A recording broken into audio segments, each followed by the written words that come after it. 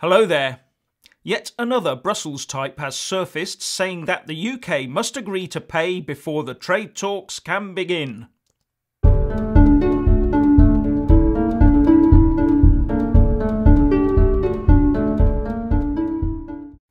Now it's the turn of Antonio Tajani, the President of the European Parliament, to demand that the UK fits in with their agenda or there'll be no trade talks.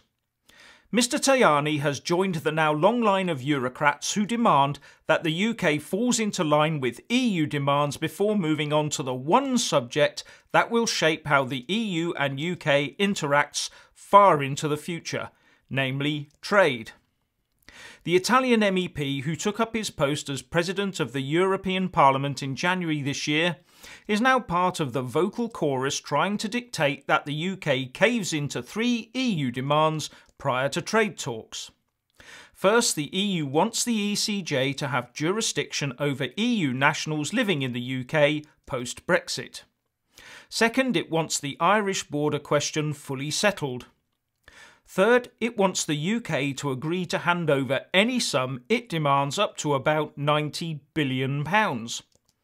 And if we don't, then he will want the talks pushed back by 3 months. On the EU citizens' rights, the EU knows that this sort of demand is a constitutional non-starter, so I assume it's there just as a weak bargaining chip. On the Irish border question, the EU can't even control the borders it already has. Just look at the Med countries for starters. The EU also knows that the Irish don't want a border between North and South, and nor does the UK, so the EU will find it very hard to impose one on us, so an agreement will be found. What it really comes down to is the dosh. That is what they're really after. The EU knows that it will have to tighten its belt considerably after we leave, so it wants to screw every penny it can out of us in order to keep the project going. Now, the EU has known we are leaving since June the 24th last year, so why hasn't it already scaled back accordingly? That's the big question we should be asking. I remember George Osborne threatening the UK with an emergency budget should we vote to leave. But in reality, it's the EU that should have got together to see how it could pare back on its commitments straight after our referendum result was out. That they haven't sorted this out is not our concern. The real trouble, though, is the EU doesn't have a brake, only an accelerator. So asking it to slow down and spend less will be nigh on impossible. But once again, nothing to do with the UK.